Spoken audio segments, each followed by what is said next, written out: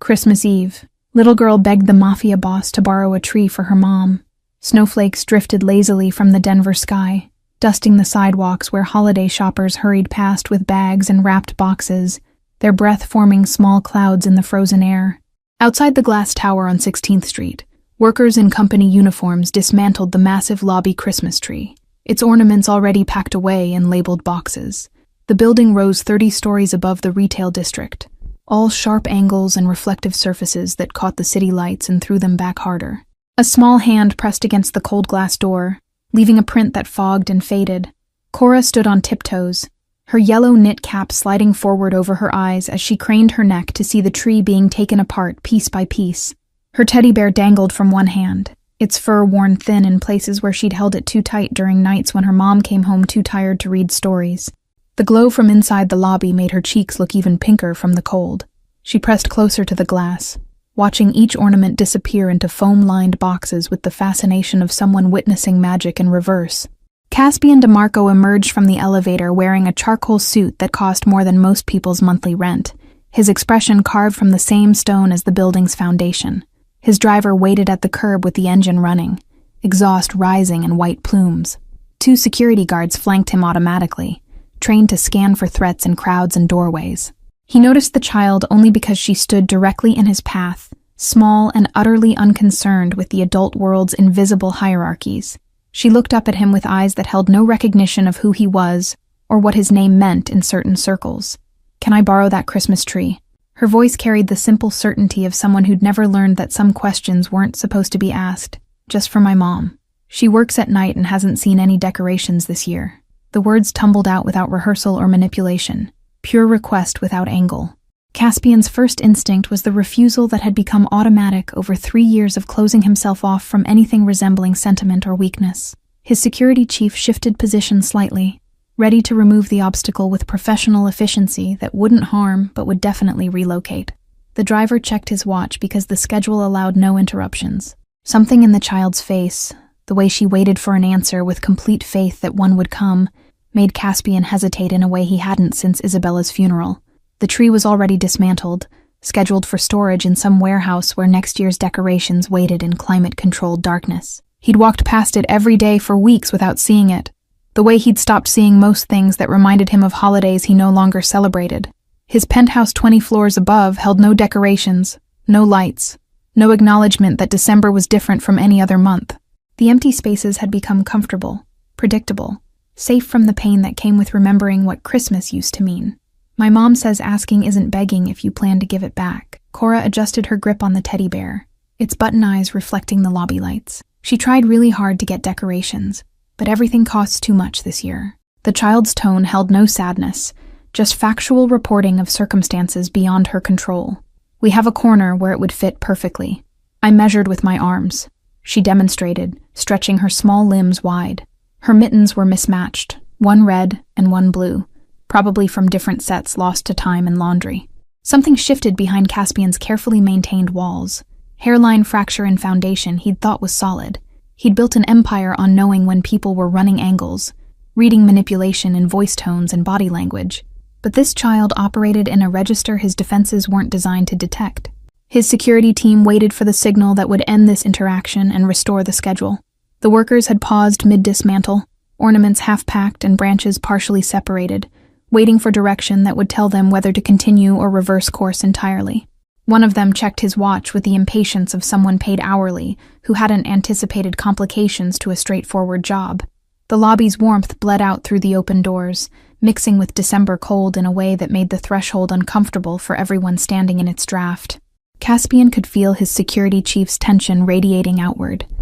Professional concern about exposure time and vulnerability, trained instinct to keep his employer moving rather than stationary in public spaces where threats could materialize without warning.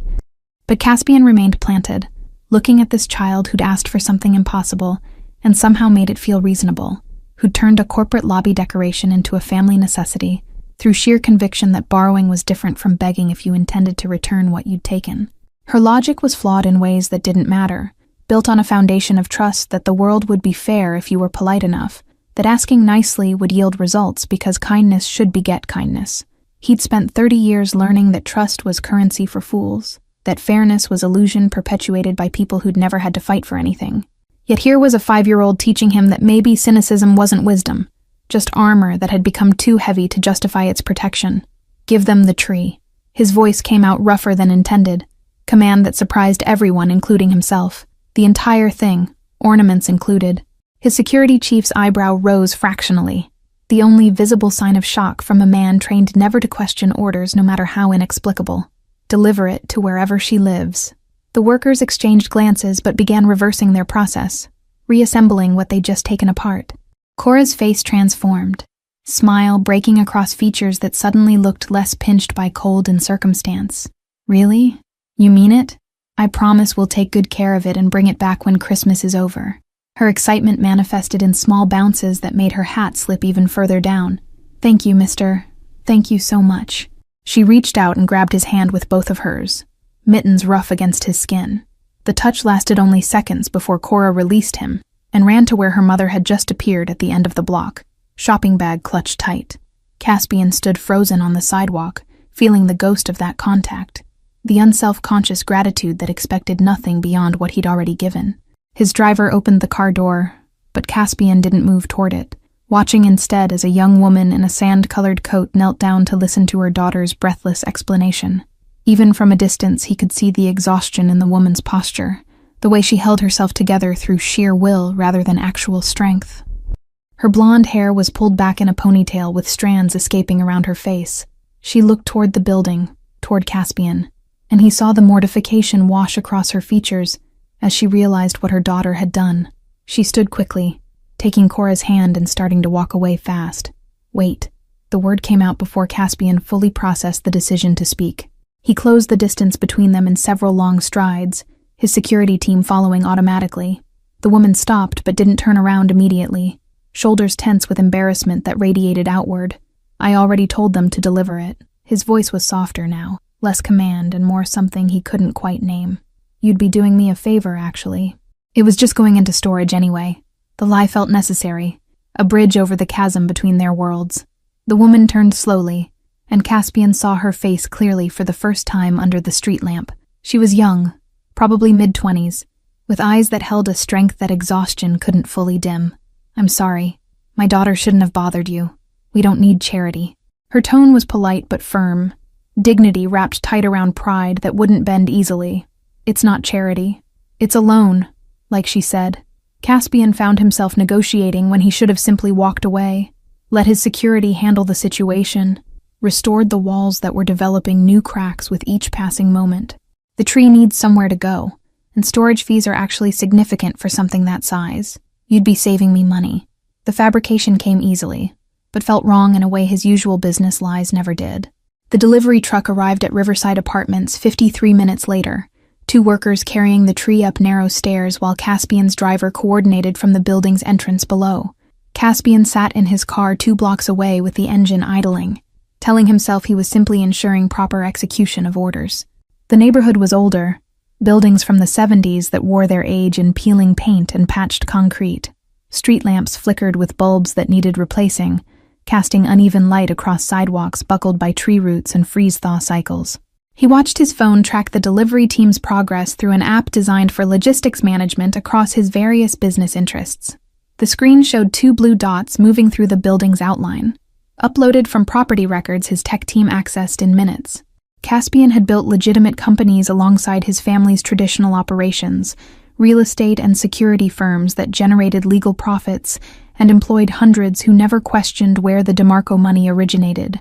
This particular building wasn't his, belonged to some corporate entity that collected rent and ignored maintenance requests. His driver glanced in the rearview mirror but said nothing, trained to accept whatever unusual behavior his employer exhibited. The engine's idle was nearly silent, German engineering that cost more than some people earned in years, creating cocoon of climate-controlled comfort, while outside temperatures dropped towards single digits. Caspian's breath didn't fog the windows, because the car's systems prevented such inconveniences, maintaining perfect environment regardless of external conditions. He'd purchased this vehicle specifically for its ability to insulate him from the world, bulletproof glass and reinforced frame that made it mobile fortress against threats both physical and metaphorical. Now he sat in that fortress watching a building where people lived without such protections, where winter came through cracks around windows and heating bills had to be weighed against food budgets. The neighborhood's sounds filtered through even the expensive insulation, distant sirens and car alarms, someone's music playing too loud from an apartment with bass that rattled thin walls. A dog barked repeatedly, sound suggesting animal left alone too long in space too small, frustration manifesting in noise that annoyed neighbors who had no power to change the situation. This was the soundtrack of poverty, constant low-level stress that accumulated into health problems and shortened lifespans, environment that ground people down through relentless exposure to discomfort that money could eliminate, but its absence made inescapable. Caspian had grown up with silence. Homes where sound was controlled and unwanted noise simply didn't penetrate walls thick enough to protect against reality. The security chief had stayed at the tower to coordinate year-end operations, probably relieved to return to normal protocols after the sidewalk encounter's unexpected development.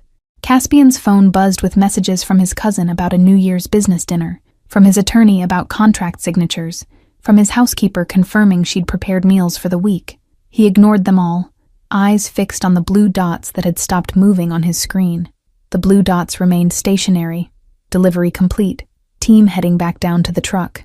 Caspian should have driven home to his penthouse, poured something expensive from the bar cart, stood at floor-to-ceiling windows watching Denver's lights spread toward the mountains. Instead, he found himself pulling forward, parking where shadows gathered between street lamps, watching as the delivery truck pulled away and lights came on in a second-floor window. Through thin curtains he could make out movement, shapes that resolved into the child dancing around something, arms raised in celebration visible even through the fabric barrier. The mother moved more slowly, placing ornaments with careful precision, each one handled like it mattered beyond its function. Their apartment couldn't be more than 800 square feet based on the building's layout, probably 2 bedrooms with a kitchen barely large enough to turn around in. The tree would dominate whatever space they called a living room. Caspian had grown up in a mansion with rooms dedicated to purposes most people never needed, a ballroom his mother used twice a year, a library with first-edition books no one read. His wife Isabella had loved the excess at first, the way money made everything possible. But toward the end, she'd talked about simplifying. She'd wanted to move somewhere smaller, focus on what mattered, instead of what impressed. He'd dismissed it as pregnancy hormones, assured her they'd discuss it after the baby came. But the baby never came, and neither did the future they'd imagined.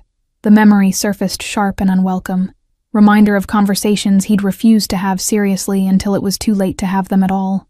The apartment's lights glowed warmer now, the tree visible as a shape of color against the drab walls. Caspian couldn't see details from this distance, but his imagination filled them in anyway, branches being fluffed, lights being tested, ornaments catching and throwing back illumination. He'd spent $45,000 on his penthouse's tree 3 years ago, designer hired to create something magazine-worthy. Every element had been coordinated to a theme Isabella approved before she got sick. He'd had it removed the day after her funeral, and hadn't put one up since. The empty corner in his living room where it had stood remained empty, furniture arranged to avoid acknowledging the absence. His mother had stopped asking why he didn't decorate, stopped inviting him to help with the family compound's elaborate displays. A figure appeared briefly at the window, curtain pulled aside by small hands that pressed against glass just like they'd pressed against his building's door. Cora's face emerged from darkness into view, looking down at the street below with wonder that suggested the tree had transformed not just a room, but an entire world.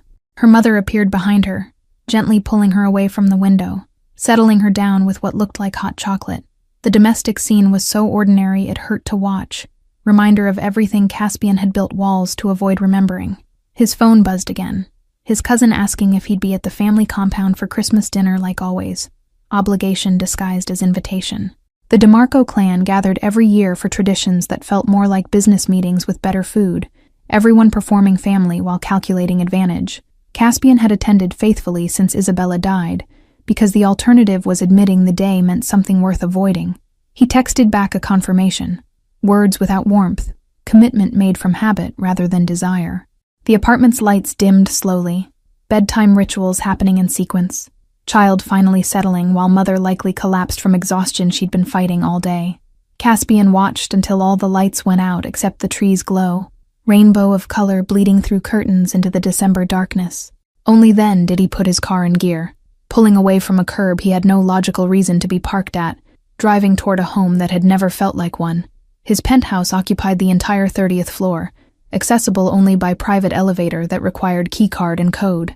The doors opened directly into his living space. 3,000 square feet of marble and glass and furniture, selected by designers who'd aimed for sophisticated modern with masculine undertones. Everything was exactly where he'd left it that morning, untouched and perfect and lifeless. The city sprawled below his windows, millions of lights representing millions of lives he'd never intersect with, separate and safe behind walls of wealth and deliberate isolation. He poured 2 fingers of scotch older than most of the people working in his buildings, then set the glass down without drinking. The corner where his Christmas tree had stood 3 years ago remained conspicuously empty, space defined by absence rather than presence. Isabella had loved that corner, said the windows behind it made the tree look like it was floating in the city lights. She'd planned to take a photo there with their baby. Caspian walked to the window instead, pressing his palm against glass cold enough to sting. Somewhere out there in the grid of streets and buildings, a little girl was probably asleep under a borrowed tree, her mother finally resting after another shift that paid too little for too much work. He'd given them something worth perhaps $8,000 in decorations and labor, amount that meant nothing in his accounts, but apparently everything in theirs. The transaction should have ended there, brief intersection of worlds that would never touch again. But Caspian found himself thinking about the mother's eyes, the way they'd held strength despite exhaustion, dignity despite circumstances that offered no room for either. She hadn't begged or manipulated, hadn't even accepted until her daughter's hope made refusal impossible. That kind of pride was rare in his world, where everyone wanted something, and most weren't subtle about taking it. Christmas came and went in a blur of obligation and alcohol, family dinner at the compound where his uncle discussed expansion opportunities and his cousins compared watches. Caspian performed his role adequately, enough presence to avoid questions, enough distance to prevent real connection. His mother kissed his cheek and told him he looked thin, concern that never translated into conversation about why he might not be eating well or sleeping through nights. He left before dessert, claiming early meetings that didn't exist, driving through streets emptied by holiday gatherings happening behind lit windows. The city felt abandoned in a way that usually brought relief, but tonight just emphasized the isolation he'd constructed so carefully. His penthouse waited with its expensive emptiness, silence broken only by the hum of climate control maintaining perfect temperature in rooms no one lived in, just existed through. December 27th brought snow that transformed Denver into something cleaner than it actually was, white covering the dirt and grime that accumulated in corners and alleys. Caspian's office occupied the 28th floor of his building, all windows and minimalist furniture, space designed to intimidate and impress in equal measure. His assistant brought coffee and the morning's correspondence, emails and contracts that required signatures and decisions. Halfway through the stack was an envelope that didn't belong, personal-sized and addressed in careful handwriting that belonged to someone who'd learned penmanship before school stopped teaching it. His assistant explained it had been delivered by hand to the lobby the previous day, left with security for him specifically. No return address marked the paper, just his name written with precision that suggested effort and care. Caspian opened it with the letter knife Isabella had given him for their first anniversary, silver with his initials engraved on the handle. Inside was a card made from construction paper, folded carefully, with a drawing that could only have come from a child's hand. Cora had drawn 3 figures under a decorated tree, stick people with circular heads and triangle dresses, smiles indicated by curved lines. One figure was tiny with yellow on its head, obviously the child herself. One was taller with long yellow lines for hair, the mother. The third figure was separate from the other 2, standing near but not quite with them, wearing what might have been a suit jacket rendered in black crayon. Above the drawing, in letters that mixed upper and lower case randomly, were the words, "Thank you for Christmas." Below the drawing, in different handwriting that matched the envelope, was a note that took up the bottom half of the card. "Thank you for your extraordinary kindness to my daughter and to our family. The tree has brought more joy than you could possibly know. Cora talks about the nice man who gave us Christmas, and I find myself at a loss for how to adequately express our gratitude. Please know that your generosity mattered." The note was signed simply, Caitlin. No last name, no phone number, no suggestion that this exchange should continue beyond its natural conclusion. The formality of the language suggested someone who'd learned to communicate carefully, weighing each word for multiple audiences, the way people did when they dealt with caseworkers and creditors who looked for reasons to deny or demand. Yet beneath the careful construction was genuine warmth. Caspian read it 3 times, fingers tracing the places where Cora's crayon had pressed hard enough to leave texture on the paper. He'd received thousands of thank you notes over the years, professionally printed cards from business associates, effusive letters from charitable organizations acknowledging donations made primarily for tax purposes. None of them had been kept past the week they arrived, filed and forgotten as soon as his assistant logged them. This one he placed carefully in his desk drawer, smoothing out a crease in the corner where it had been folded. The drawing stared up at him before he closed the drawer. 3 figures under a tree, the separate one standing close enough to matter, but far enough to leave. Caspian couldn't remember the last time someone had drawn him, included him in a picture of family even though he wasn't family, would never be family to these strangers who'd briefly intersected his carefully controlled existence. His assistant knocked and entered with questions about a property acquisition, numbers and projections that required decisions. Caspian forced his attention back to business, the machinery of empire that continued regardless of personal disruption. But throughout the day, his hand kept returning to the drawer, opening it to confirm the card was still there, that he hadn't imagined the whole interaction. By late afternoon, he'd accomplished less than usual, distracted by thoughts that had no place in his professional sphere. The drawing bothered him, specifically the way Cora had placed him near but separate, instinctively understanding that he existed outside the warm circle of her family. Children were perceptive about these things, noticed the boundaries adults pretended didn't exist. She'd drawn truth without judgment. Caspian left the office earlier than normal, telling his assistant to reschedule his evening calls.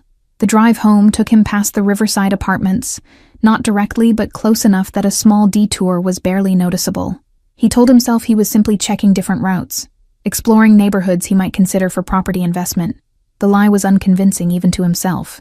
The building looked worse in daylight, paint peeling more obviously, stairs showing concrete where the surface had crumbled away. Second-floor windows revealed curtains of varying quality, some professional and matched, others clearly makeshift solutions to privacy needs. Apartment 2B's window still glowed with Christmas lights, even at 4 in the afternoon, tree visible as a shape of color behind fabric that had been washed too many times. Caspian didn't stop, just slowed enough to see without being obvious about seeing.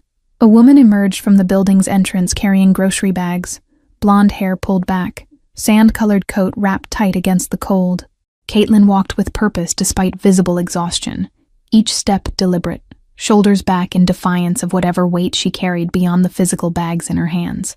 She didn't look toward his car, had no reason to notice one expensive vehicle among the many that used this street as a shortcut. Caspian watched in his rearview mirror as she climbed the exterior stairs, disappearing into the building without pause or backward glance. Something about her bearing struck him as familiar, the way she held herself together through circumstances that should have broken her into asking for help. He'd seen it in his mother years ago, before his father's business interests had generated enough legitimate income to erase the constant worry about money. That particular form of pride came from having nothing left to lose except dignity, holding on to it with both hands because surrendering it meant admitting defeat. Caitlin carried it like armor that protected nothing but made the carrying feel like resistance. The light changed and traffic flowed forward, carrying Caspian away from the building and the woman and the questions forming in his mind about what happened to people who asked for nothing and received even less. His penthouse waited with its climate-controlled air and its empty corners, space designed for a family that would never fill it. The card in his desk drawer felt heavier than paper should. January arrived with cold that turned breath to ice and made every surface treacherous with frost that refused to melt even at noon.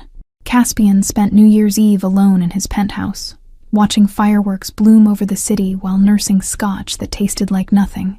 His phone buzzed with invitations to parties where people would pretend to enjoy each other's company, while calculating who could be useful in the coming year. He ignored them all, preferring honest isolation to performed connection.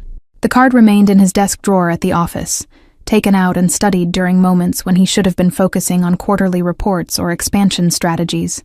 Cora's drawing had captured something he couldn't articulate, the 3 figures under the tree representing a completeness his life lacked despite having everything money could purchase. The separate figure standing near but not with them felt like prophecy or diagnosis, observation that cut deeper the more he considered it. On January 7th, a Tuesday with no particular significance, Caspian found himself driving past Riverside Apartments again during what should have been his lunch hour.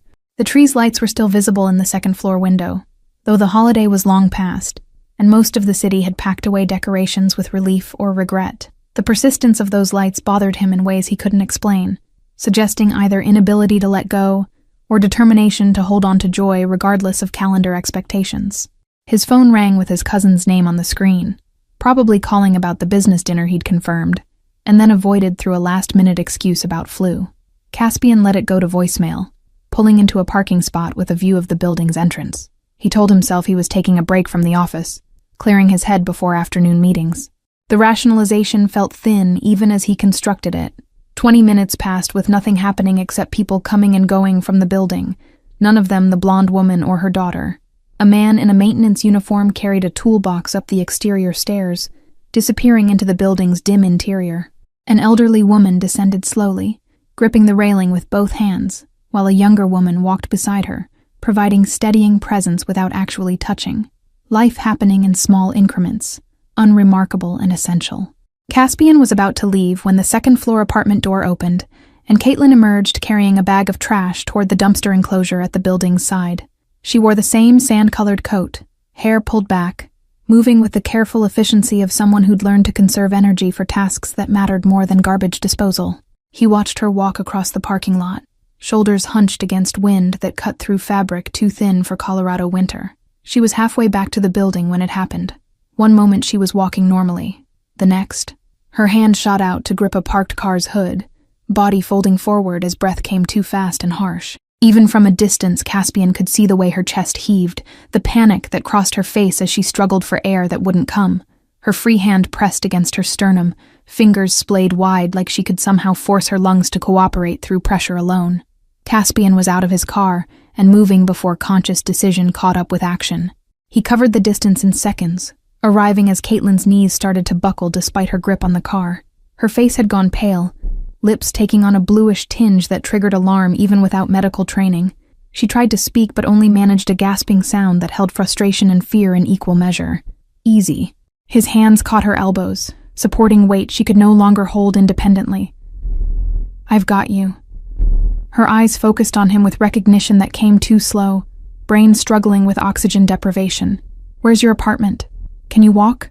She nodded once, jerky movement that took effort, and let him guide her toward the building while her breathing remained labored and shallow, each inhale sounding like it scraped against something broken inside. They made it up the exterior stairs through sheer determination, Caitlin leaning heavily on the railing while Caspian's hand stayed at her back, ready to catch her if she fell.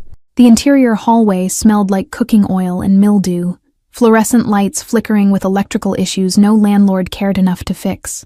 Apartment 2B's door was unlocked, opening into a space that was small but meticulously clean. Everything in its place because there was barely room for anything at all. The Christmas tree dominated the living area just as Caspian had imagined, branches reaching toward a ceiling too close, ornaments reflecting light from windows that needed better insulation. Caitlin collapsed onto a worn couch that had clearly been purchased second-hand, maybe third-hand, fabric rubbed thin in places where bodies had sat for years. Her breathing was gradually slowing, but still came with visible effort, chest rising and falling in a rhythm that wasn't quite right. "Where's your daughter?" Caspian's question came out sharper than intended, looking around the apartment for signs of the child who should have been present during a weekday afternoon. "Daycare." Caitlin's voice was barely audible, scratchy and strained. "I pick her up at 4. She closed her eyes, hand still pressed to her chest. "I'm fine. Just need a minute." The lie was transparent, contradicted by every visible indicator of her physical state. "You need a doctor." Caspian pulled out his phone, already scrolling for the private clinic his family used for situations requiring discretion. "This isn't fine. This is a medical emergency." Caitlin's eyes opened, focusing on him with something between anger and desperation. "I can't afford emergency rooms." Her words came in fragments between breaths. "No insurance. The bills would destroy us. Please don't call an ambulance." The statement hung between them, exposing the brutal mathematics of American healthcare, where seeking help meant financial ruin for people operating without safety nets. Caspian had never considered what it meant to weigh dying against bankruptcy, to calculate whether suffering was cheaper than treatment. His family's doctor made house calls for hangnails, charged amounts that never appeared on any official record. The distance between their worlds suddenly felt wider than the few miles separating their addresses. I'm calling my doctor. Not an ambulance, not a hospital. Someone who will come here and figure out what's wrong. Caspian's tone left no room for argument, even as Caitlin opened her mouth to protest. You can't pick up your daughter if you can't breathe. The logic was irrefutable, cutting through pride with practical necessity. She closed her mouth, nodded once, defeat and relief mixing in her expression as she surrendered to help. She'd spent years learning to refuse. Doctor. Chen arrived 40 minutes later with a medical bag and questions asked in a calm voice designed to soothe while gathering information. He'd been the DeMarco family physician for 20 years, understanding exactly what kinds of situations required both competence and complete discretion. Caspian waited in the kitchen area, which was barely large enough to qualify as a room, while the doctor examined Caitlin on the couch that doubled as her only seating. The kitchen told stories through its contents. Generic brand everything, portions calculated for maximum stretch. A calendar on the wall showed Caitlin's work schedule written in pencil that could be erased and rewritten as shifts changed. Bills were stacked on the counter in order of urgency, red notices on top. A ceramic jar labeled Cora's College held coins and a few dollar bills, dreams saved in increments that would never add up to actual tuition, but represented hope anyway. Caspian opened the refrigerator without thinking. Inventory automatic. Milk expiring tomorrow. Eggs, cheese, vegetables starting to wilt. Everything purchased for maximum nutrition at minimum cost. The freezer held single-serving meals, probably for nights when Caitlin worked late, and Cora needed something quick. No luxuries, no treats, no excess of any kind. He'd spent more on lunch yesterday than this family probably spent on groceries for a week. Dr. Chen emerged from the living area with an expression Caspian recognized from other serious conversations about health issues that required more than simple prescriptions. She has advanced chronic respiratory disease, probably from long-term chemical exposure. Her lungs are badly scarred. He pulled out a prescription pad, writing with quick efficiency. She needs these medications immediately, and she needs to stop doing any kind of physical labor. Her condition is degenerative. Without proper treatment and rest, she's looking at serious complications within months. How serious? Caspian kept his voice low, aware that Caitlin could probably hear them despite the thin wall separating kitchen from living area. Without intervention, she'll be on oxygen within 6 months, possibly deceased within 2 years.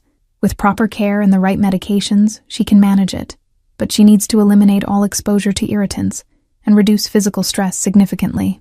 Doctor. Chen's clinical tone didn't soften the brutality of the prognosis. Caspian looked toward the living area where Caitlin sat upright now, color returning slowly to her face. She was 26 according to Dr. Chen's questions, younger than Caspian by 4 years, with a 5-year-old daughter depending entirely on her survival. The math was simple and devastating. If she kept working the jobs available to someone without higher education or specialized skills, jobs that required physical labor and offered no health insurance, she'd be dead before Cora turned 8. The medications Dr. Chen prescribed cost $800 monthly without insurance. Caspian knew this because he asked directly, needing concrete numbers to understand the scope of impossible choices. Caitlin probably made that much in 2 weeks of work that was actively killing her. The spiral was perfect and inescapable. Poverty creating health problems that created more poverty until the system consumed people who'd never had a chance to escape it. He'd profited from this system. Owned properties rented to people exactly like her. Dr. Chen left prescriptions and instructions. His bill waved away with a gesture that meant Caspian would handle payment through the usual untraceable channels. Caitlin sat on the couch looking smaller than her actual size, hands folded in her lap, while processing information that had just rearranged her understanding of her future. The clock on the wall showed 3:15, 45 minutes before she needed to collect Cora from daycare that probably cost more than she could sustainably afford. You heard what he said. Caitlin's voice was steady despite circumstances that warranted falling apart. I can't afford those medications. I can't stop working. I have rent due in 2 weeks and daycare payments and utilities. Her tone was matter-of-fact, accountant tallying impossible numbers that wouldn't balance no matter how many times she recalculated. So I guess I keep going until I can't anymore. The resignation in her words hit harder than anger or tears would have. Caspian sat in the armchair across from her, furniture that didn't match the couch, but served its function adequately. What about family? Friends who could help? The question felt intrusive but necessary.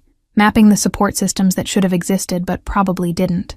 Caitlin's laugh was short and bitter, sound without humor. My parents died when I was 19. Cora's father left before she was born. I had friends once, but poverty makes people uncomfortable. They stopped calling after I couldn't afford to meet for coffee anymore. The isolation she described was familiar, despite their vastly different circumstances. Caspian's walls were built from choice and trauma, hers from necessity and abandonment. But the end result was the same. Two people existing in a city of millions with no one who'd notice if they stopped existing, except for the child who depended on Caitlin's continued survival. That dependency was the only thing keeping her from surrendering to the exhaustion that radiated from her, like heat from a stone that had absorbed too much sun. I worked as a house cleaner for 3 years before I got sick. Caitlin spoke to fill the silence, or maybe because diagnosis had broken something loose that needed to come out. 5 different services, sometimes 15 houses a week. The chemicals they used were industrial strength, no ventilation requirements, no protective equipment provided. I'd come home smelling like bleach and ammonia, coughing so hard I couldn't sleep. But it paid $9 an hour plus tips, and that was better than retail or food service. She'd been fired 3 years ago when the coughing became too disruptive. Managers concerned she'd alarm clients or spread illness despite her protestations that respiratory disease wasn't contagious. No unemployment because she'd been classified as an independent contractor, loophole that saved companies from paying benefits or accepting liability. She'd bounced between jobs since then, each one lasting until her health issues became too obvious to ignore, employers cutting her loose before she could establish any legal protections. Currently, she worked as an overnight caregiver for elderly clients, sitting with people who couldn't be left alone while their families slept. The work paid slightly better than cleaning had, and didn't require physical exertion beyond staying awake and alert for emergencies. But it meant Cora spent evenings with a neighbor who charged $20 a night, money that disappeared before Caitlin even saw her paycheck. The math of poverty allowed no accumulation, every dollar allocated before it arrived. Caspian listened without interrupting, building a picture of systematic failure that wasn't accidental but designed. The companies that hired Caitlin and workers like her profited from classification schemes that avoided responsibility, from wages kept deliberately low, from healthcare systems that priced treatment beyond reach. He owned similar companies, signed off on similar policies, trusted managers to handle details that resulted in exactly these outcomes. The connection between his wealth and her poverty wasn't abstract or theoretical. How long have you known about the respiratory disease? The question emerged quieter than he intended. Caitlin shrugged, gesture that tried for casual and missed. A year, maybe. Longer. I went to a free clinic once when the coughing got really bad. They told me I needed to see a specialist, get imaging done, probably needed medication. The imaging alone would have cost $2,000, so I just tried to manage it on my own. Managing it meant over-the-counter medications that barely touched the symptoms, meant working through attacks that should have sent her to emergency rooms, meant gambling that she'd survive long enough for Cora to reach an age where she could somehow manage alone if necessary. The calculations were impossible, and she'd been making them anyway, because the alternative was giving up, and giving up meant her daughter would end up in a foster system that destroyed more children than it saved. Caspian thought about the $800 he'd spent on scotch the previous month, amount that could have covered Caitlin's medication, but had instead been consumed and forgotten. He thought about the $45,000 tree that had stood in his penthouse for 6 weeks before Isabella died, decorations purchased and discarded without thought. The numbers made him nauseous in a way that had nothing to do with physical illness, and everything to do with moral implications he'd spent years avoiding. The clock ticked toward 4, time running out for a pickup that couldn't be missed. Caitlin started to stand, movement slow and careful, testing her body's current capabilities. I need to get Cora. She can't be the last one there again. The shame in her voice suggested this had happened before. Child waiting with teachers who had other places to be. Mother's illness making her unreliable in ways that marked both of them. I'll drive you. Caspian was already standing, keys in hand before she could refuse. You're not walking 15 blocks in your condition, and you're certainly not taking the bus. His tone was firm, but not unkind. Statement of fact rather than negotiation. Caitlin looked like she wanted to argue, pride warring with practicality, but another deep breath that caught wrong somewhere in her lungs decided the matter. She nodded, reaching for her coat with movements that showed just how much the episode had cost her. The daycare was in a church basement 3 miles away, Fluorescent-lit space with alphabet posters and tiny chairs where children were being collected by parents who arrived promptly at closing time. Cora was playing with blocks in the corner, one of only 3 children remaining, face lighting up when she saw her mother come through the door. "Mama!"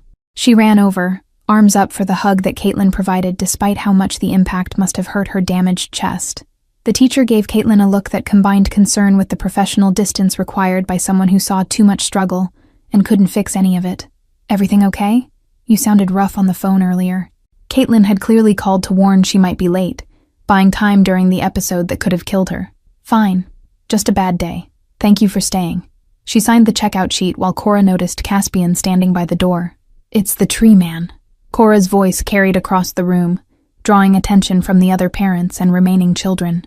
"Did you come to see if we're taking good care of it?"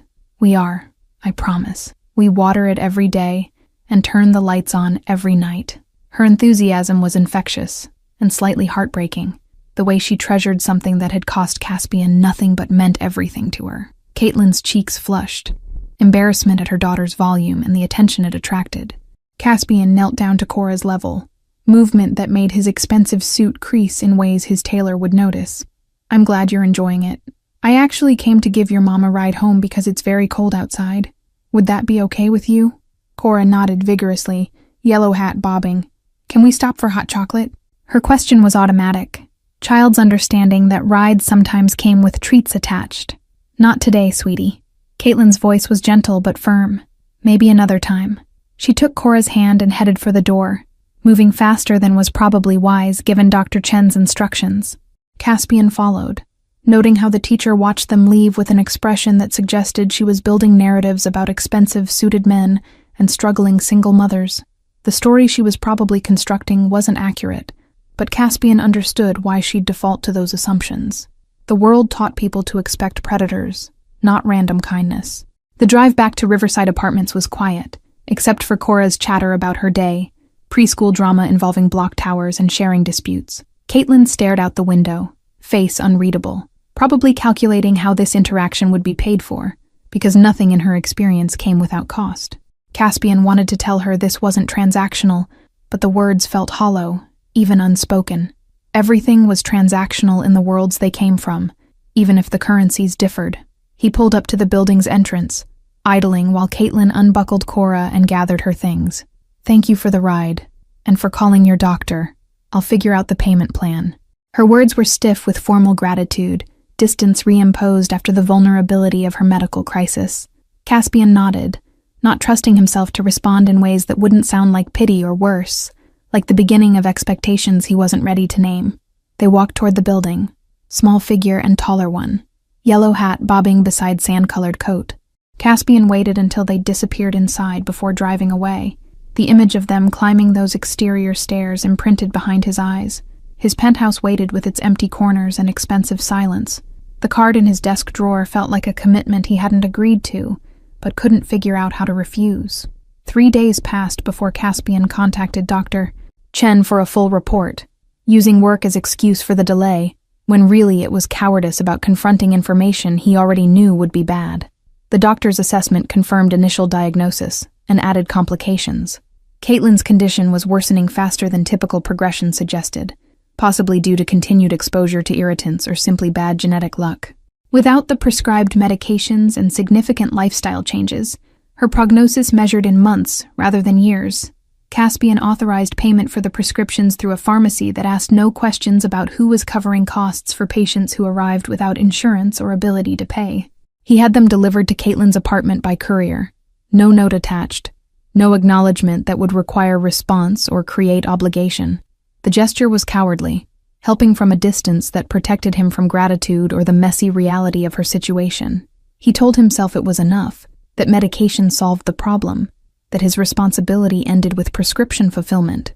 But his car kept finding reasons to drive past Riverside Apartments during times when he should have been in meetings, or managing the various business interests that required his attention. He never stopped, just slowed enough to see that the lights still glowed in the second-floor window, that life continued behind walls he had no legitimate reason to breach. The tree remained up past any reasonable timeline, ornaments visible even in daylight, stubborn refusal to let the season end. His cousin called about the missed dinner, voice sharp with annoyance that someone had violated family obligation without providing adequate excuse. Caspian let him vent, offering no explanation, because none existed that would satisfy a man who'd never had to choose between medication and rent. The DeMarco family operated on complex hierarchies of respect and appearance, disappointment in Caspian's recent absences, registering as potential weakness in the social structure. He didn't care enough to perform properly. Work became mechanical, decisions made from habit rather than engagement. His assistant noticed the distraction, gently suggesting he take a vacation, or at least a long weekend to reset. Caspian assured her he was fine, another lie in a growing collection, and pushed through meetings where he provided the minimum required presence. At night, his penthouse echoed with absence, Isabella's ghost joined by newer specters of a woman struggling to breathe, and a child who'd drawn him into her family with crayons and innocence. On January 23rd, 2 weeks after Dr. Chen's visit, Caspian returned to his office to find another envelope waiting on his desk. Same careful handwriting, same personal size that stood out among business correspondence. His assistant offered no explanation for its arrival, suggesting it had appeared through the same mysterious delivery system as the first. Caspian waited until she'd left before opening it, oddly reluctant to discover what new complication this would introduce. The card was simpler this time, store-bought rather than handmade, generic winter scene on the front with snowflakes and pine trees. Inside, Caitlin's handwriting covered both sides of the space, more words than the first note had contained. I don't know how to thank you for what you've done. The medications arrived, and I know they didn't appear by magic. My pride wants to refuse them, to insist I can handle this myself, but I can't. I'm not handling it. So I'm setting aside pride long enough to say thank you, and to ask if there's any way I can repay you. I know it's not equivalent, but I could clean your apartment, or provide caregiving services, or something that makes this less like charity and more like an actual exchange. The offer of labor in exchange for medical care was so perfectly American, it made Caspian's chest tight. She'd been given the means to potentially survive, and her first instinct was to convert mercy into transaction, to restore the power imbalance through service that would probably damage her health further. The desperation behind the words was palpable. Woman raised to believe that accepting help meant accepting debt, that nothing came free except judgment. He pulled out paper from the drawer where Isabella's fountain pen still lived, expensive implement he'd bought her for Christmas 3 years ago that she'd never gotten to use. The ink flowed smooth and dark, his handwriting nowhere near as careful as Caitlin's, but legible enough. You don't owe me anything. Consider the medications handled. If you want to repay me, focus on getting better and taking care of your daughter. That's sufficient exchange. The words looked inadequate on paper, formal and dismissive when he meant them to be reassuring. He added another line. If you need anything else, you have my office address. Don't hesitate to reach out. Then he sealed the envelope and had his assistant arrange delivery. Same mysterious system in reverse. The exchange felt incomplete. Gesture that solved nothing while pretending to solve everything. But he didn't know what else to offer that wouldn't cross lines he wasn't ready to acknowledge existed. February brought cold that made January look mild, temperatures dropping below zero with wind chill that killed anyone stupid enough to stay outside too long. The city's homeless population shrank as people froze in alleys and parking garages, deaths that barely made the news, because poverty dying of cold wasn't remarkable enough for headlines. Caspian's building lobbies became impromptu shelters until security cleared them, people seeking warmth wherever glass doors could be briefly breached. He implemented a policy change without consulting his management team, instructing security to allow lobby access during extreme cold warnings, as long as visitors didn't disrupt business or sleep in common areas. The decision generated pushback from executives who worried about liability and image concerns, arguments Caspian overruled with authority that didn't welcome debate. If anyone asked, he claimed it was risk mitigation rather than human decency, protecting the company from bad publicity if someone froze on their doorstep. The lie satisfied corporate logic. Caitlin didn't write again, and Caspian didn't seek her out, both maintaining the careful distance that allowed them to pretend the intersection of their lives had been temporary rather than ongoing. He told himself this was appropriate, that further contact would create complications neither needed. But he found himself looking for her in crowds downtown, scanning faces for blonde hair and sand-colored coats, preparing responses to encounters that never materialized. On Valentine's Day, a holiday Caspian had ignored since Isabella died, He found himself in the greeting card aisle of a drugstore he had no reason to visit. The children's section caught his attention. Cards with cartoons and glitter that Cora would probably love. He almost bought one. Got as far as the checkout line before recognizing how crossing this boundary would change everything. He put it back and left the store empty-handed, feeling like he'd failed a test he hadn't known he was taking. That night his penthouse felt especially empty, the silence pressing in with weight that made breathing difficult. He stood at the window looking out over the city grid, lights marking millions of lives he'd never know. Somewhere in that grid was an apartment where a little girl probably slept under a borrowed tree while her mother coughed through another night. The distance between his window and that apartment was measurable in miles, but felt infinite in every way that mattered. His phone rang at 2 a.m., number he didn't recognize. Probably wrong connection or telemarketer with terrible timing. He almost ignored it, but something made him answer. Mr. DeMarco? The voice was female, young, uncertain. This is Jennifer from Little Angel's Daycare. I hope I'm not overstepping, but I found your card in Caitlin's emergency contacts. She listed you as someone to call if she couldn't be reached. I've been trying her cell for an hour, but she's not answering, and Cora is still here. We closed at 6. Caspian was already moving toward the door, keys grabbed from the entry table. I'll be there in 15 minutes. The drive through empty streets took 12, traffic lights blinking yellow at intersections abandoned by commerce and caution. The church parking lot held only one car, lights on in the basement windows where Jennifer waited with Cora, who'd fallen asleep on a mat surrounded by stuffed animals that weren't hers. Jennifer was maybe 20, college student probably working her way through education, guilt and relief competing in her expression as Caspian came down the stairs. I didn't know what else to do. It's happened before. Caitlin being late, but never this late. She always calls. Her phone is going straight to voicemail now. I thought about calling the police, but I didn't want to cause problems.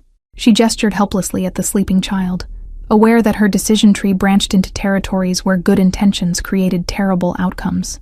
You did the right thing calling me. Caspian kept his voice low, not wanting to wake Cora yet. Do you have Caitlin's address?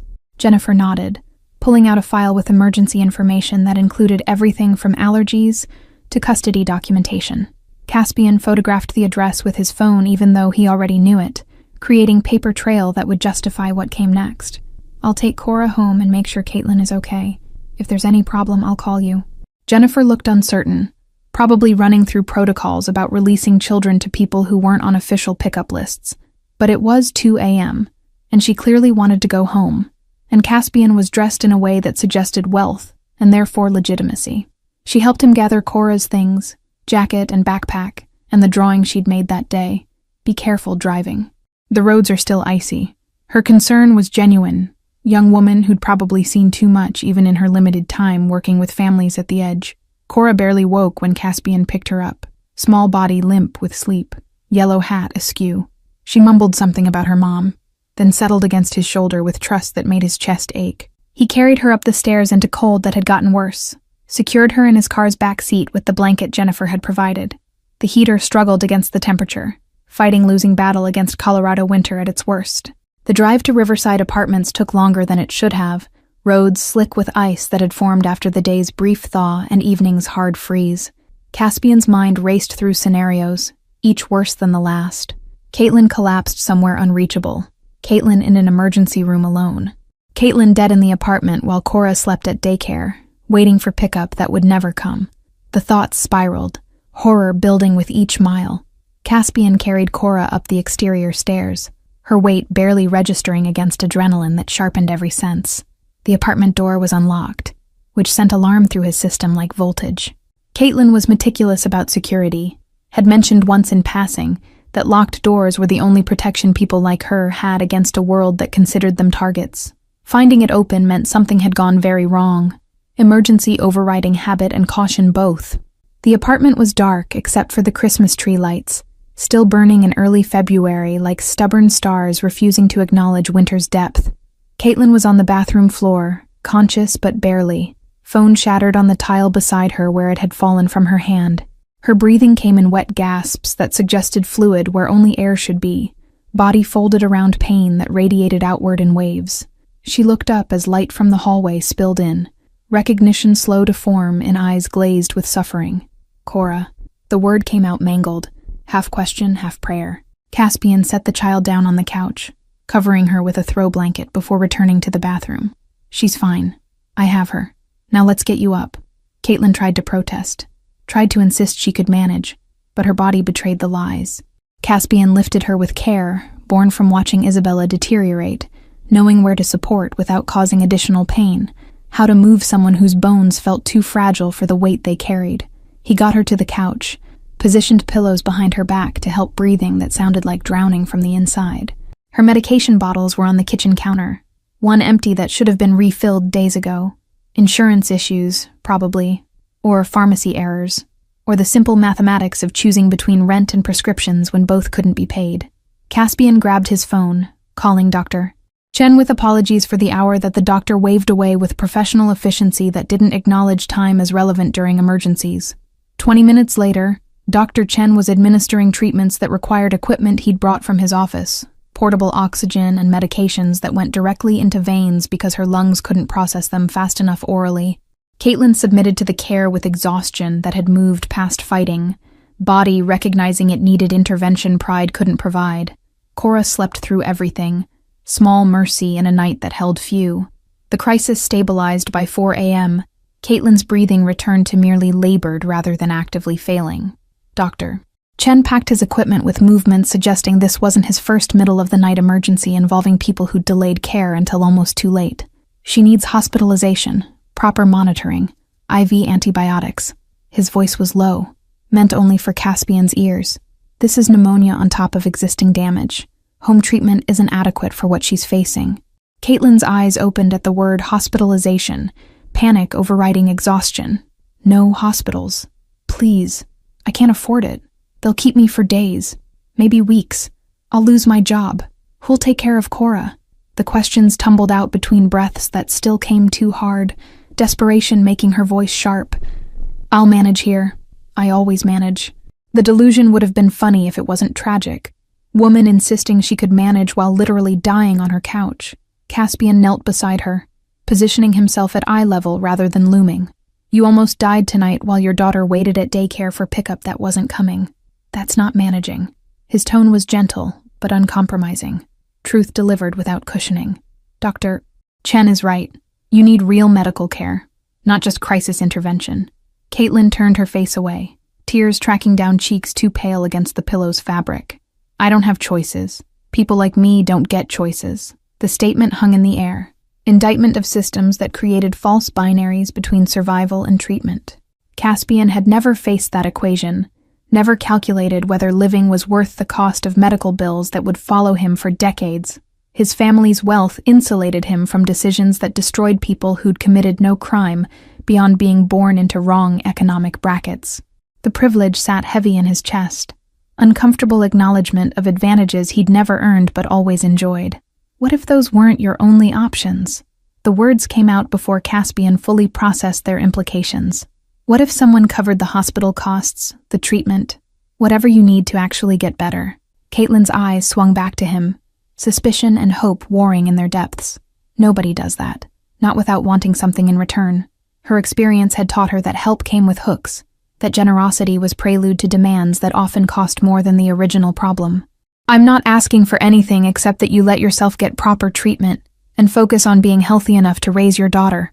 Caspian's voice was steady, despite the commitment he was making without fully understanding its scope. Consider it investment in a future where Cora doesn't grow up in the foster system because her mother was too proud to accept help. The argument was logical, removing emotion from transaction in a way that made acceptance easier for someone who'd learned to distrust sentiment. Caitlin was silent for a long moment, breathing slightly easier now that medication was working, mind clearly calculating angles and searching for traps. Why would you do this? We're nothing to you. Strangers who asked to borrow a tree and somehow became your responsibility. The question was valid, demanding justification for behavior that made no rational sense, given their non-existent relationship and vastly different circumstances. Because I can. Because your daughter drew me into a picture of a family I'm not part of, and somehow that mattered more than it should have. Because I've spent 3 years being too angry and sad to care about anything, and helping you is the first thing that's felt like it meant something since my wife died. The honesty surprised Caspian, as much as it clearly surprised Caitlin. Walls coming down in the exhaustion of 4 a.m. crisis management. Something shifted in Caitlin's expression, guard lowering fractionally. Okay, if you're really offering, I'll accept. But I want this documented, written down, so I know exactly what I'm agreeing to and what you expect in return. Her business sense persisted even through illness and fear, protective instinct that refused to leave her daughter vulnerable to arrangements that couldn't be verified or enforced. Caspian nodded, respecting the caution, even as it stung slightly, that she couldn't just trust his stated intentions. Dr. Chen made arrangements for a private facility that catered to patients requiring discretion, place where Caitlin would receive care without questions about insurance or payment methods. Caspian drafted a simple agreement on his phone's notepad, stating he would cover all medical expenses related to her treatment with no expectation of repayment or services rendered, document that would satisfy her need for clarity, if not completely eliminate her suspicion. She read it 3 times before nodding acceptance. The ambulance arrived at dawn, private service that operated outside normal emergency systems, transporting Caitlin to the facility where rooms looked like hotel suites and staff ratios allowed actual attention to individual patients. Cora woke as her mother was being loaded onto the gurney, confusion giving way to fear as she processed the scene.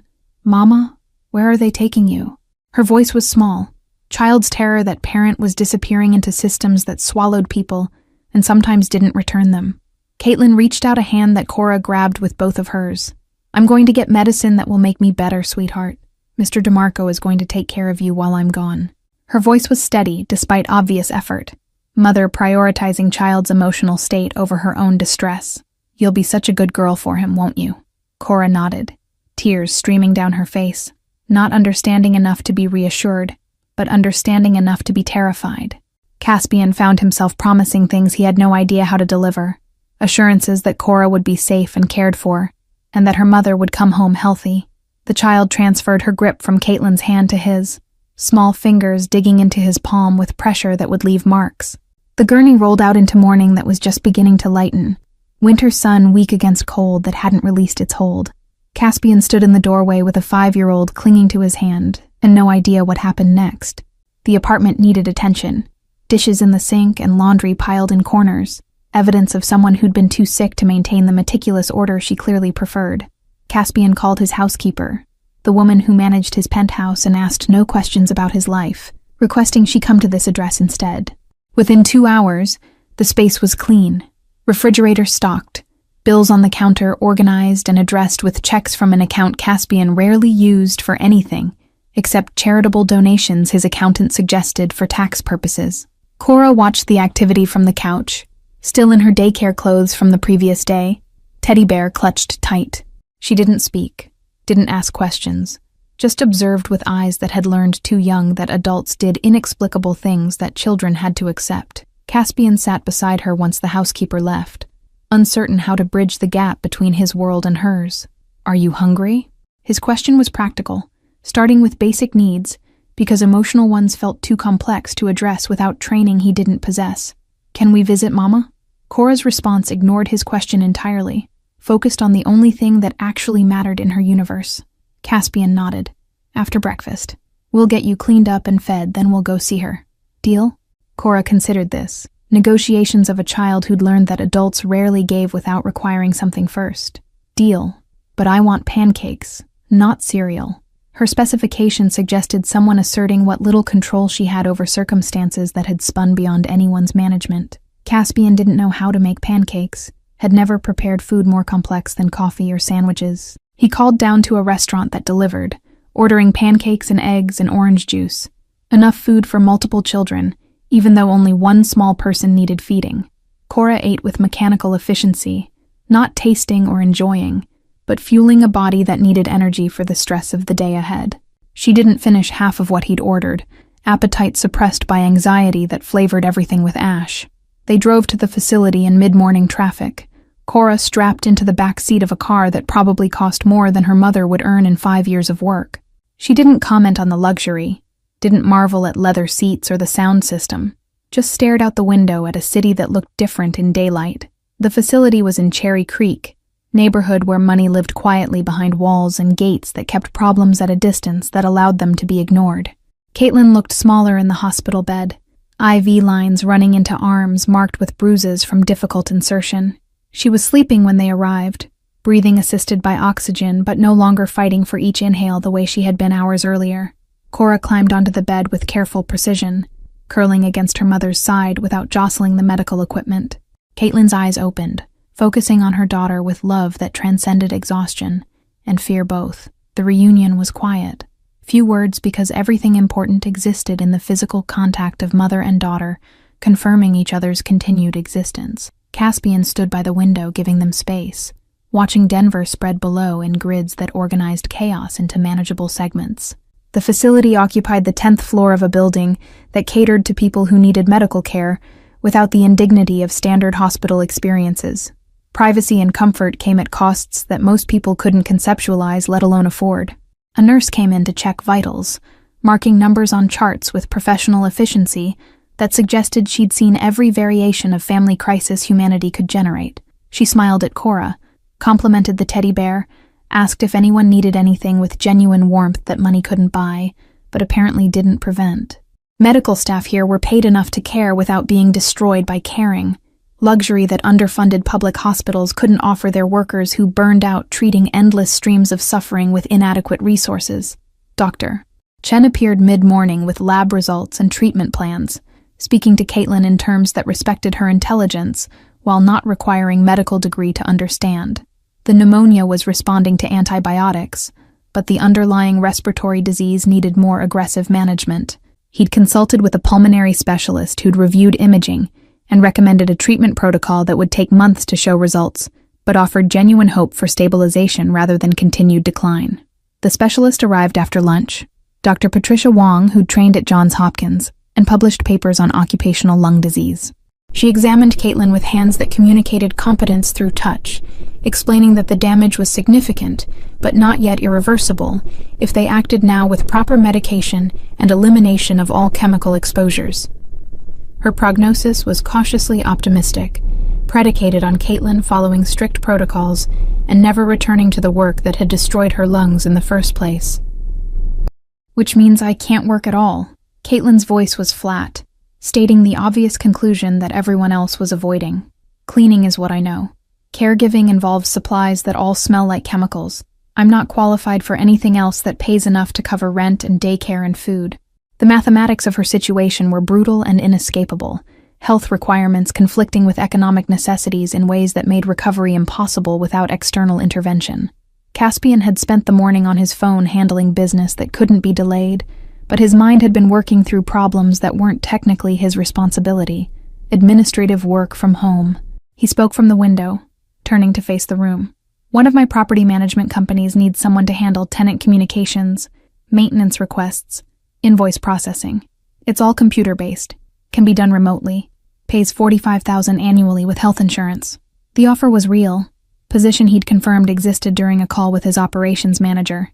Caitlin stared at him with expressions cycling through disbelief, suspicion, hope, and surrender. That's more than I've ever made. Why would you offer me a job that valuable? I have no experience, no relevant education, no reason you should trust I can even do it. Her questions were valid, poking at motivations that probably seemed suspect from her position of complete dependence. Nobody gave away opportunities like that without strings attached and invisible knots that tightened later. Because you're meticulous, organized, and good at managing impossible situations with inadequate resources. Those are exactly the skills required for dealing with tenants who always want more than they're entitled to, and contractors who always want to charge more than jobs are worth. Caspian kept his tone professional, removing personal elements that might make the offer seem based on pity, rather than legitimate assessment of capability. You'll have to learn the software and our procedures, but that's trainable. Work ethic isn't.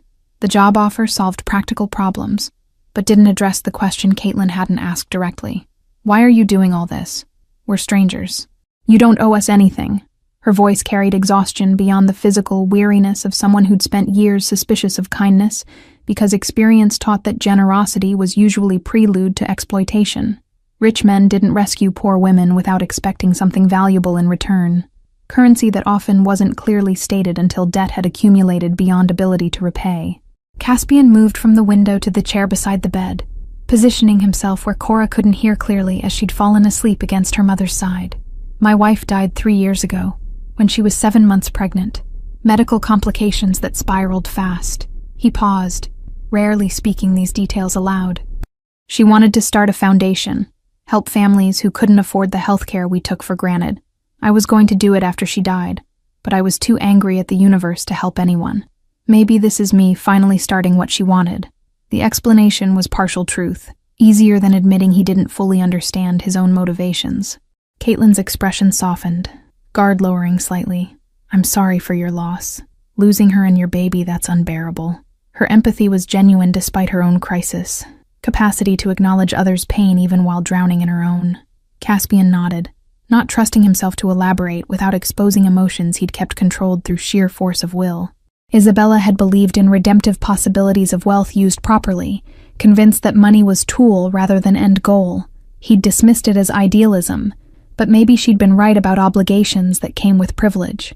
Dr. Wong recommended minimum 2 weeks hospitalization to ensure pneumonia cleared completely and to establish baseline for long-term treatment. Caitlin's anxiety about the timeline was visible, calculations running behind her eyes about bills that would pile up, and jobs that would be lost, and logistics that had no easy solutions. Caspian promised to handle rent and utilities, to keep the apartment maintained, to ensure nothing collapsed while she focused on recovery. Each promise deepened the debt she was clearly tallying, burden that would eventually need reconciliation, even if he claimed otherwise. Cora woke in late afternoon, disoriented and frightened until she registered her mother's presence.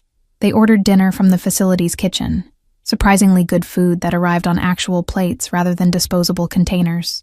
Caspian ate mechanically, watching the dynamic between mother and daughter with something like envy. They had so little materially but such richness in their connection, bond that poverty couldn't diminish, and might have actually strengthened through shared struggle. His marriage had been loving, but they'd never faced hardship together, never tested their relationship against circumstances that demanded sacrifice. Evening visiting hours ended at 8. Policy enforced even in private facilities because rest mattered more than family comfort. Cora's departure was traumatic, small body rigid with fear that releasing her mother meant permanent loss. Caitlin soothed her with promises and reassurances, voice steady, despite tears tracking down her own cheeks. Caspian will take such good care of you, baby. You'll come back tomorrow and the next day until I'm all better and we can go home together. The words were optimistic, painting futures that might not materialize if treatment failed or complications arose. Caspian carried Cora to the car, her face pressed into his shoulder, soaking his shirt with tears and mucus. She cried the entire drive back to Riverside Apartments, grief that couldn't be reasoned with or comforted, only endured. He'd never felt more inadequate than in those 20 minutes, holding a child whose fear he couldn't fix, promising things he had no power to guarantee. The apartment was dark when they arrived, cleaned and organized but empty of the person who made it home rather than just shelter. Bedtime rituals were mystery to Caspian, who'd never been responsible for a child's care beyond theoretical future that died with Isabella. He followed Cora's instructions, running bathwater and finding pajamas, reading picture books with plots that made no sense but featured animals learning lessons about sharing. She fell asleep mid-story, exhaustion overwhelming fear temporarily. Caspian covered her with blankets, leaving the Christmas tree lights on, because darkness felt too absolute in an apartment that shouldn't need to accommodate 5-year-olds sleeping alone. He should have left, returned to his penthouse where everything made sense and nothing demanded emotional engagement. Instead, he stretched out on Caitlin's couch, too tall for the furniture, body complaining about positions it wasn't designed to maintain.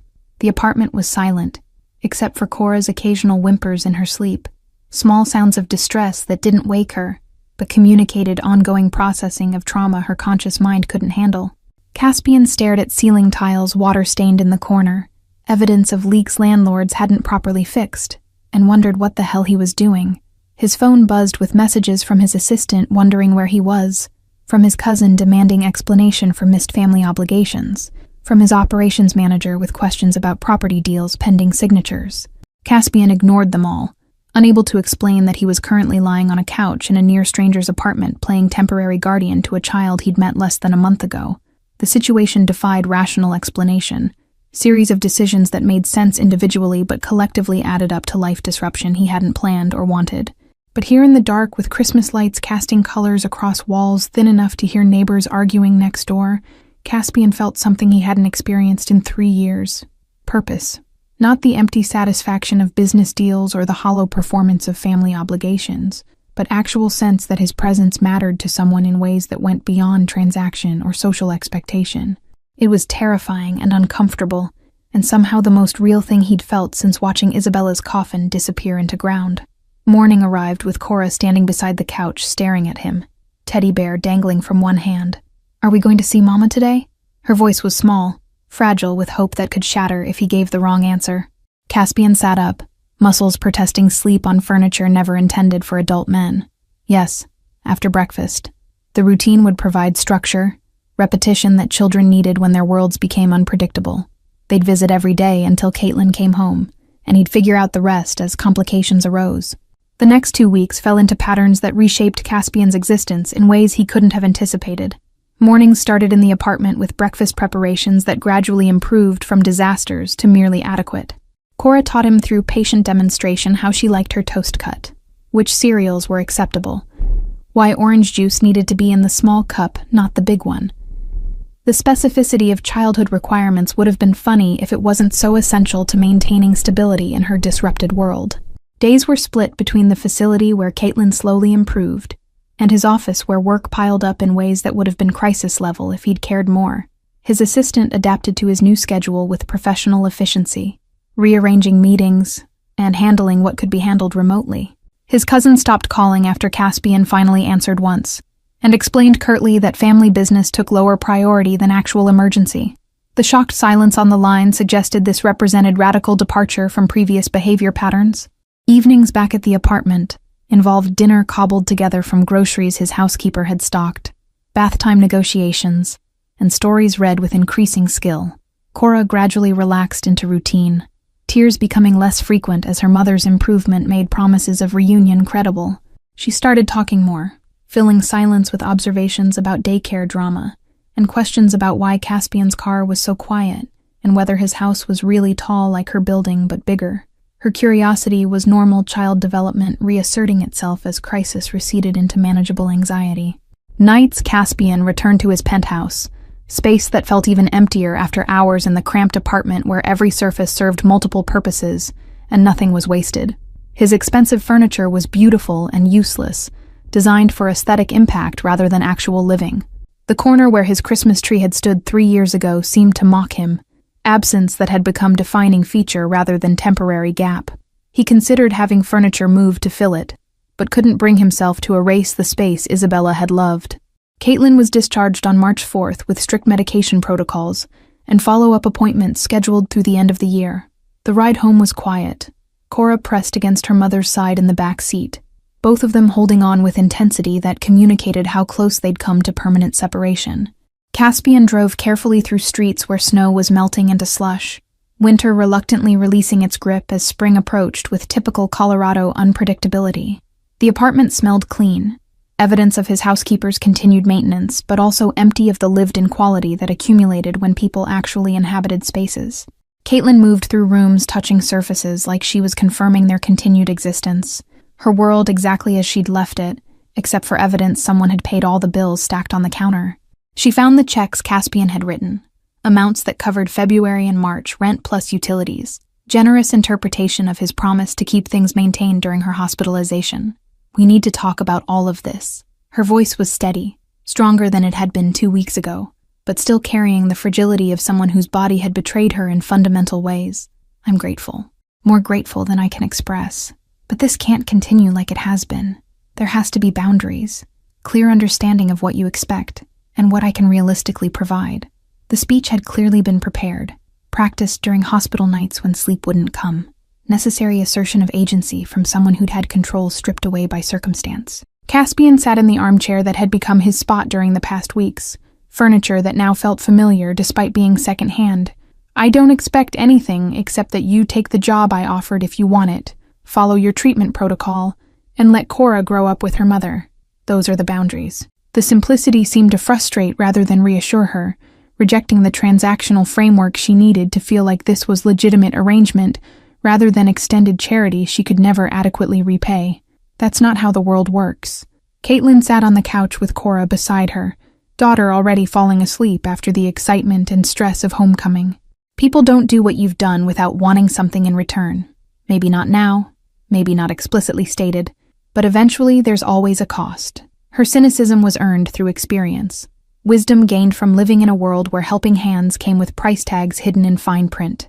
She was trying to identify the trap before it closed around her, protective instinct that refused to be lulled by 2 weeks of seemingly genuine kindness.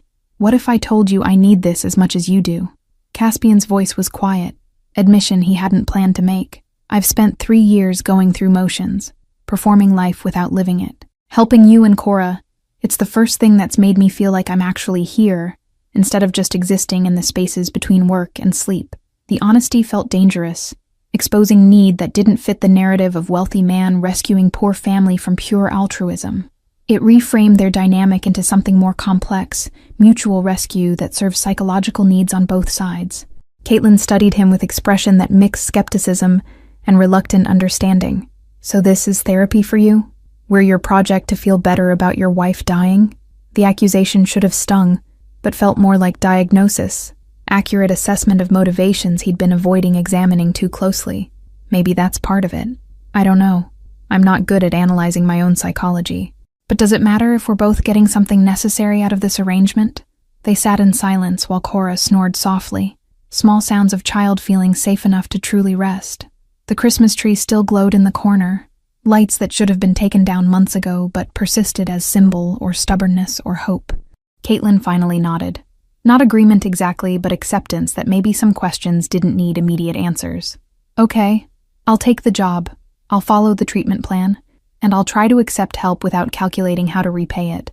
But I reserve the right to maintain boundaries if this starts feeling like something other than what you're claiming it is. Fair enough. Caspian stood, preparing to leave and give them space to reclaim their home without his presence complicating the atmosphere. I'll have HR send over the employment paperwork. You start when you're ready, probably another week or 2 to fully recover. Training is remote, self-paced, no pressure to perform before you're capable. The professional framing made the arrangement feel more legitimate, employment rather than disguised charity, transaction that allowed dignity on both sides, even if the terms were unusually generous. Caspian. Caitlin's voice stopped him at the door. Thank you for everything. I know I'm difficult about accepting help, but I do recognize what you've done.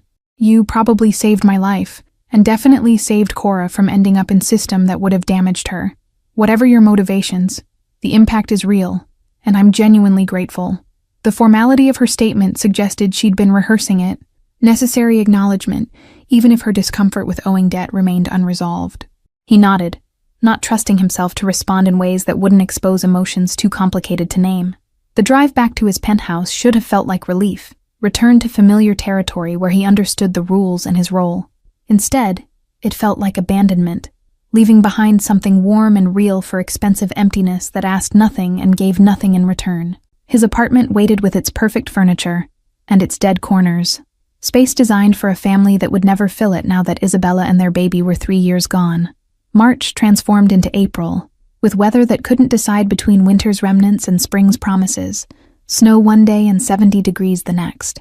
Caitlin started work from the apartment, learning software and procedures with focus that suggested determination to prove she deserved the opportunity beyond pity. Her first week's communications with tenants showed exactly the competence Caspian had predicted, handling complaints with empathy while maintaining policies, finding solutions that satisfied without setting precedents the company couldn't sustain. His operations manager called to compliment the new hire's performance, unaware of any connection between Caspian and the woman who'd transformed their problem tenant file into managed relationships. Cora returned to daycare with stories about her mama being all better and the nice man who'd stayed with her and made terrible pancakes that got better over time. Jennifer, the young teacher, asked Caitlin about their arrangement during pickup one day, concern masked as curiosity about whether everything was safe and appropriate. Caitlin assured her that yes, it was complicated but legitimate, that Caspian had helped during crisis, without demanding anything inappropriate in return. The reassurance seemed to satisfy Jennifer's protective instincts, while probably not fully eliminating her concerns about power dynamics and wealthy men who attached themselves to struggling single mothers.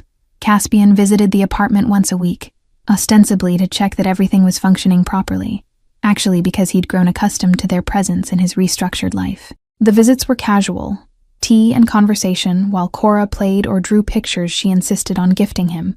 He'd accumulated a collection of crayon drawings that now occupied his office desk drawer, replacing the single thank you card with portfolio of stick figure families and houses with triangular roofs and suns with faces that smiled down on scenes of domestic tranquility.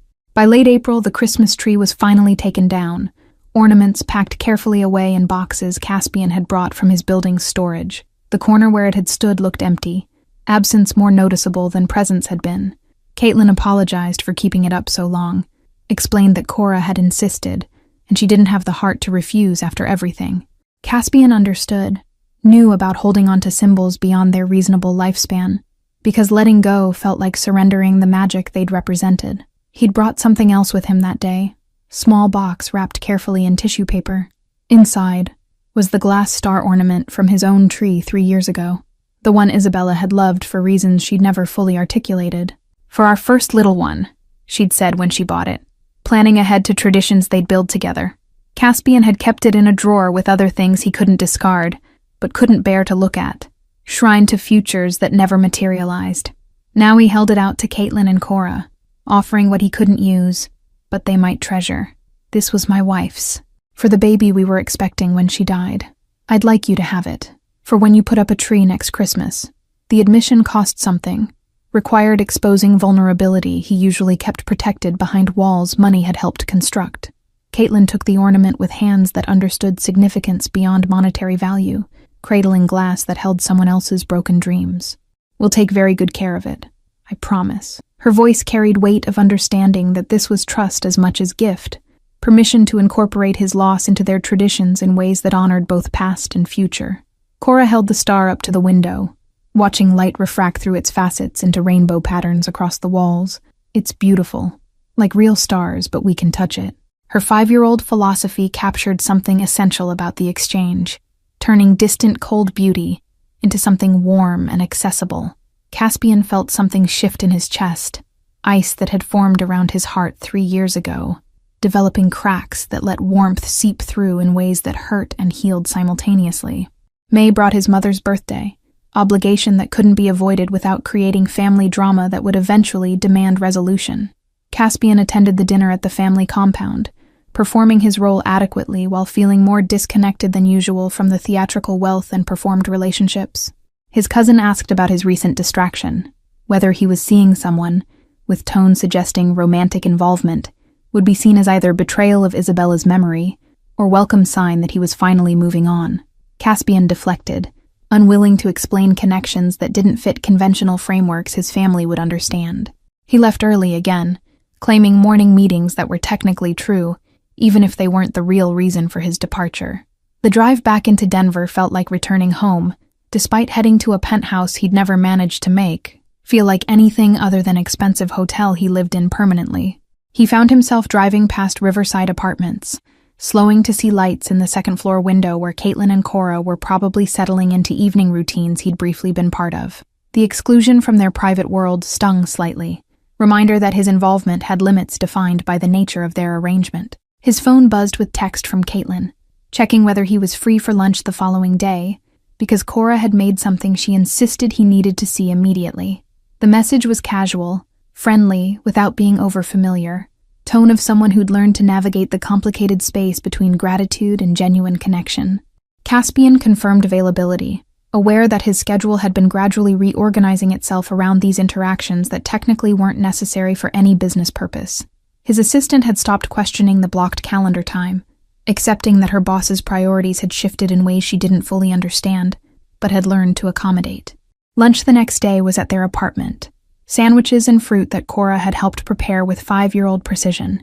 That meant some things were slightly squashed, but made with enormous pride. The something she'd insisted he see was a drawing, more elaborate than her usual work, showing 3 figures holding hands under a tree with a glass star on top. The figures were labeled in careful letters someone had helped her spell: Mama, Cora, and Caspian. The inclusion of his name in her family portrait hit him harder than expected. Suggestion that she'd integrated him into her understanding of who belonged in her world. Caitlin watched his reaction with expression that mixed apology and question, clearly uncertain whether the inclusion would please or disturb him. She insisted you needed to be in this one because you're important to us. Her emphasis on the word important carried weight beyond simple description, acknowledging that he'd become more than rescuer or employer, had crossed into territory where his absence would register as loss. The statement invited response, needed confirmation that his own assessment aligned with the role Cora had assigned him. Caspian studied the drawing. 3 stick figures with circular heads and smiling faces, holding hands under a tree that would return next December with the glass star marking its top. The image was simple and profound. Child's vision of family that included him not as distant benefactor, but as integral member. He looked up at Caitlin, meeting her eyes with honesty that felt dangerous. I'd like that. To be important to you. Both of you. The admission crossed lines he'd been careful not to approach, shifting their dynamic from transactional arrangement into something personal that carried different risks and different possibilities. Something passed between them in that moment, understanding that acknowledged feelings neither had been willing to name explicitly. They weren't ready to call it love, weren't ready to define what their relationship was becoming, but they also couldn't pretend it was purely practical anymore. Caitlin nodded slowly, not agreement to anything specific, but recognition that they'd crossed a threshold that couldn't be uncrossed. Okay, let's see where this goes then. Her voice was cautious but not closed, leaving room for possibility, while maintaining enough guard to protect herself and her daughter if things developed in problematic directions. Summer approached with its promise of warmth and longer days, seasonal change that mirrored internal shifts happening in all 3 of their lives. Caspian had started keeping clothing at the apartment for mornings he stayed over on the couch after late evening visits. Caitlin's health had stabilized under proper treatment and reduced stress, her breathing easier and color better than it had been even before her pneumonia crisis. Cora was thriving in ways that suggested security and consistency were working their magic on a child who'd known too much uncertainty too early. They didn't call it love, they didn't call it family, but something beautiful had begun, something that didn't need a name, only time. Thank you all for following this story. If you've felt something along the way, write in the comments where you're watching from, and don't forget to like, subscribe, and share this video. Your support matters deeply and helps us continue bringing stories like this to you. We'll see you in the next one.